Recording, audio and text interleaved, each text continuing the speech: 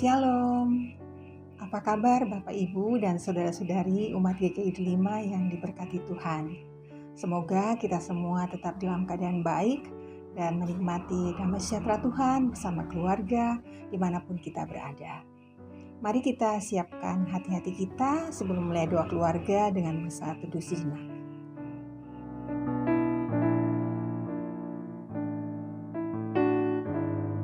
Umat GKI Delima yang diberkati Tuhan, minggu ini adalah minggu keempat, minggu terakhir kita menikmati bulan keluarga. Dan tema renungan di hari ini adalah Ku Cinta Keluarga Tuhan. Mari kita awali persekutuan doa kita dengan menyanyikan lagu tersebut. Ku Cinta Keluarga Tuhan.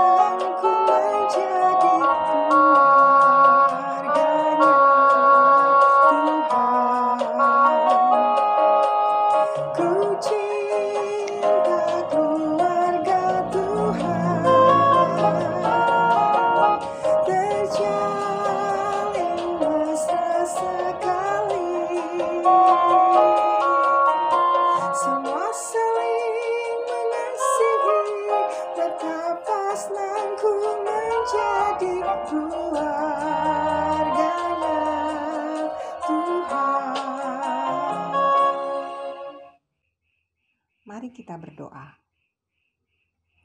Tuhan Allah Bapa kami yang bertahta di surga, kami ucap syukur untuk kasih setia Tuhan dalam kehidupan kami.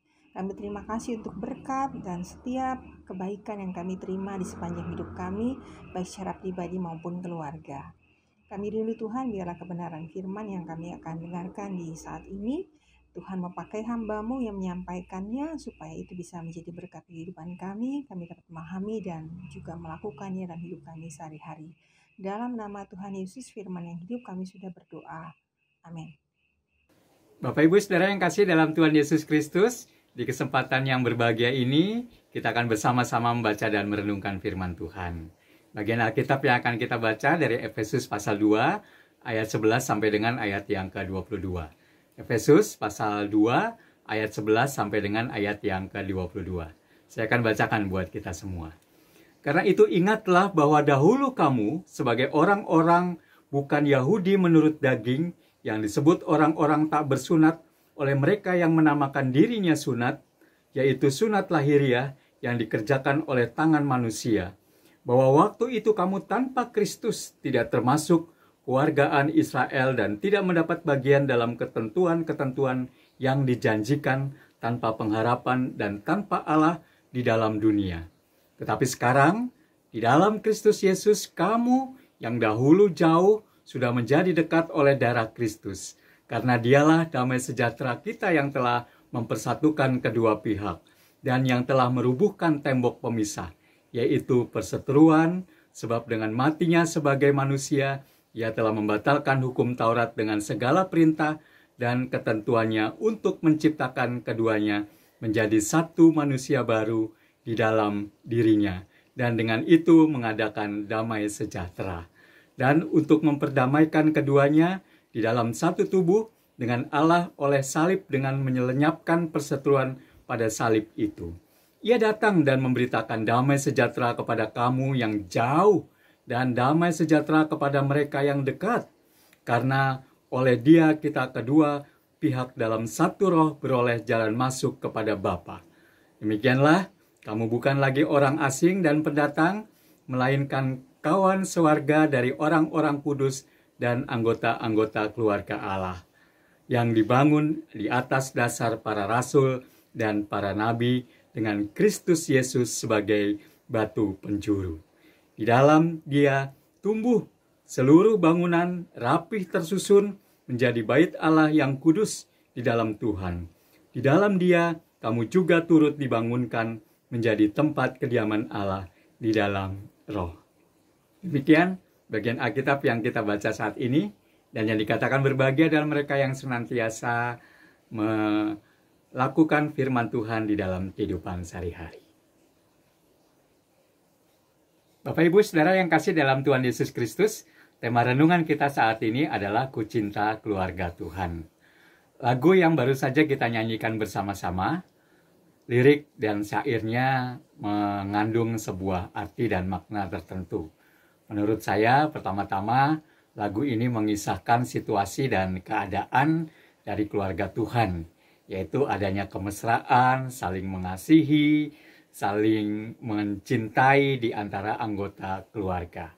Nah, kemesraan di sini bukan hanya sekedar bermesraan layaknya seorang atau sepasang kekasih yang sedang dimadu cinta atau sedang bermesraan, tetapi lebih bermaksud adanya kehangatan, kebersamaan, saling mencintai satu dengan yang lain.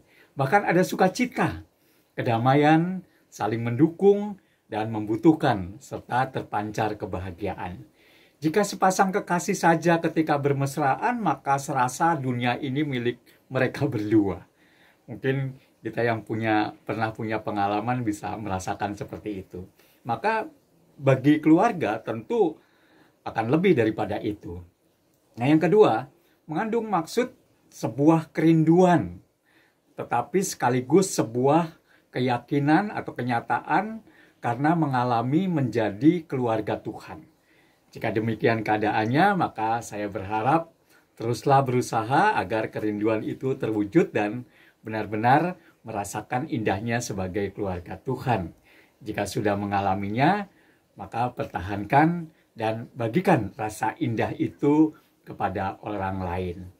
Nah, Bapak Ibu yang kasih dalam Tuhan Yesus Kristus, bicara soal keluarga Allah, Paulus dalam suratnya ini hendak mengingatkan kepada jemaat di Efesus, atau mungkin lebih tepatnya orang-orang kudus, yaitu orang-orang yang percaya kepada Kristus di Efesus, seperti yang tertulis di alamat surat di pasal 1 yang ada di Efesus, bahwa mereka bukan lagi orang asing dan pendatang, melainkan kawan sewarga dari orang-orang kudus dan anggota-anggota keluarga Allah yang dibangun di atas dasar para rasul dan para nabi. Nah, dengan Kristus sebagai batu penjuru.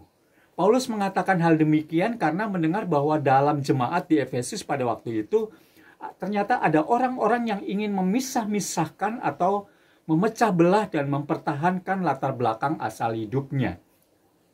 Ada dinding pemisah antara orang Yahudi dan orang Yahudi kafir, atau orang non-Yahudi atau kafir.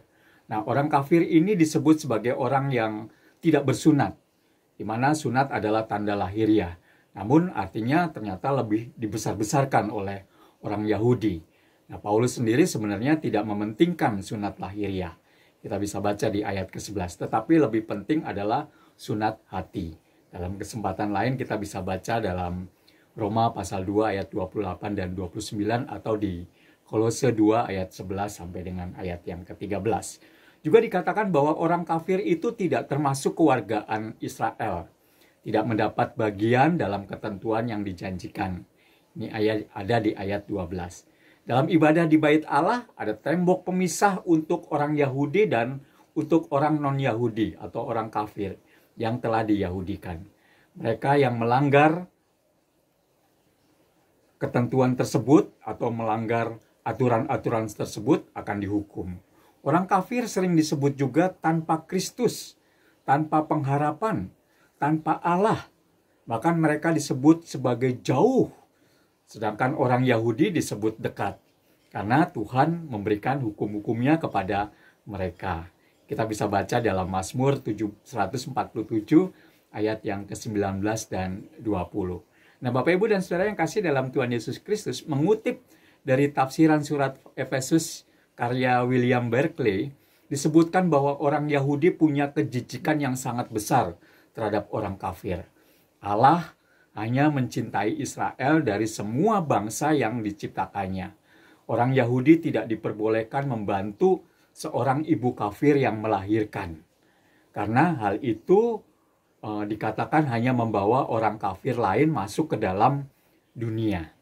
Bahkan kemudian juga dikatakan orang Yahudi yang masuk ke dalam rumah orang kafir menjadi najis dan lain sebagainya. Nah, Bapak Ibu yang saudara yang kasih dalam Tuhan Yesus Kristus, padahal apa yang dilakukan oleh Kristus ketika orang-orang itu percaya dan menerima Kristus? Menurut Paulus, mereka semua telah mati oleh darah kematian Kristus yang berakibat pada batalnya hukum Taurat. Robohnya dinding pemisah Yahudi dan kafir. Robohnya dinding pemisah antara Allah dan manusia. Mereka, baik Yahudi dan non-Yahudi atau kafir, diciptakan menjadi satu manusia baru. Kita bisa lihat tadi di ayat ke-15. Yang berarti semua orang Kristen dilihat sebagai satu kesatuan. Dan mereka yang sudah dipersatukan ini memberitakan damai sejahtera, yaitu Injil Kristus. Dengan demikian, keadaan jemaat saat itu atau saat ini, yaitu gereja, orang-orang Kristen, baik Yahudi maupun non-Yahudi atau kafir, menjadi warga kerajaan Allah, keluarga Allah, dan bait Allah, tempat kediaman Allah. Nah, Bapak Ibu dan Saudara yang kasih dari dalam Tuhan Yesus Kristus, dari hal-hal yang sudah saya sampaikan di atas tadi, maka sebenarnya kita diingatkan bahwa sebagai keluarga Allah di dalam Kristus, kita tidak boleh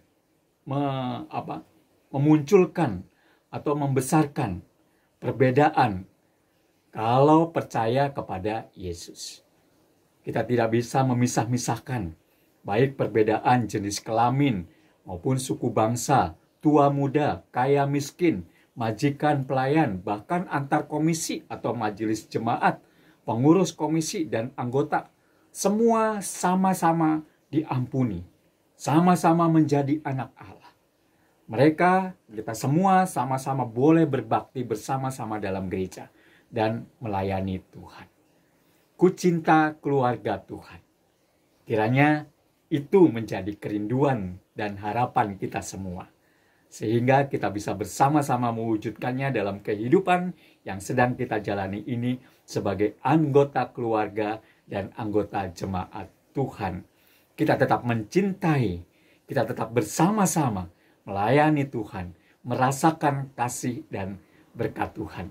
Karena Tuhan sudah mempersatukan kita semua dalam keluarganya, di mana Allah dalam Yesus Kristus adalah kepala keluarga. Kucinta keluarga Tuhan. Kiranya Tuhan memampukan dan memberkati kita semua. Amin.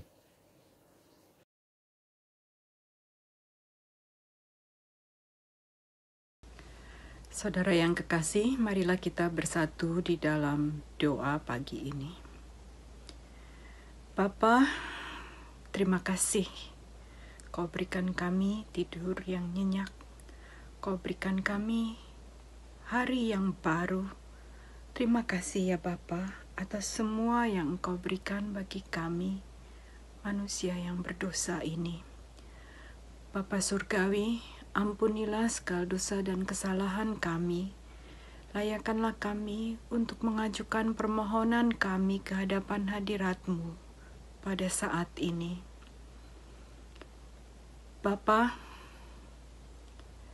terima kasih atas bumi tercinta Indonesia yang Engkau berikan bagi kami semua, dengan 2 musim, kemarau dan musim penghujan. Bapa, saat ini cuaca ekstrim terus memasuki dunia karena berbagai sebab. Dan memasuki musim penghujan ini, kami teringat ya Bapa, betapa banyak bencana yang menghadang setiap kali musim hujan datang. Gempa bumi, tanah longsor, banjir, dan bencana-bencana lainnya, gunung meletus. Tuhan, kami mohon, persiapkanlah kami semua, anak-anak-Mu, untuk menghadapi cuaca ekstrim yang akan mendatang ini ya Tuhan. Tolong kami semua ya Tuhan, supaya kami siap dan kami juga mendukung usaha-usaha pemerintah untuk menanggulangi segala bencana yang timbul ya Tuhan. Tolong kami semua agar kami dapat ringan tangan untuk membantu saudara-saudara kami sekiranya ada yang terkena ya Tuhan. Tolong kami semua ya Tuhan, satu persatu. Kami berdoa di dalam nama Putra-Mu yang tunggal, Tuhan kami, Yesus Kristus. Kabulkan doa kami ya Tuhan, yang seturut dengan kehendak-Mu. Terima kasih ya Tuhan. Amin. Umat GKI 5 yang Tuhan Yesus kasihi, kita akan mengakhiri doa keluarga di saat ini.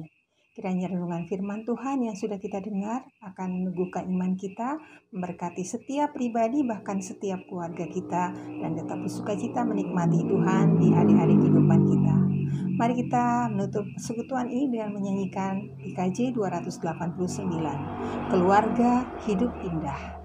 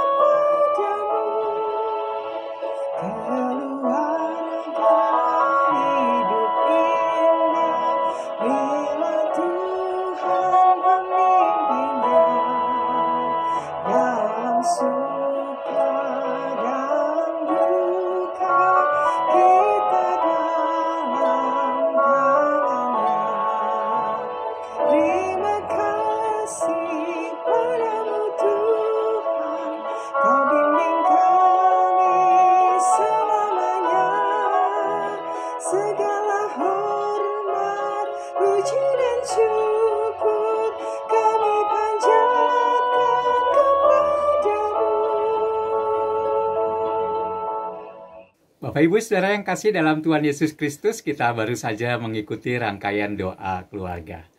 Kiranya kecintaan kita sebagai anggota keluarga Allah tidak akan hilang dan lenyap hanya karena persoalan dan pergumulan yang kita hadapi. Tapi justru semakin bertumbuh dan kita boleh membagikan kepada orang-orang yang ada di sekitar kita, sehingga mereka juga boleh merasakan damai sejahtera, sukacita, kegembiraan, kebahagiaan, saling mengasihi, saling mencintai dari keluarga Allah yang kita ada di dalamnya, dan mereka pun boleh mendapatkannya dan merasakannya. Kiranya Tuhan memampukan kita semua dan memberkati kita semua. Amin.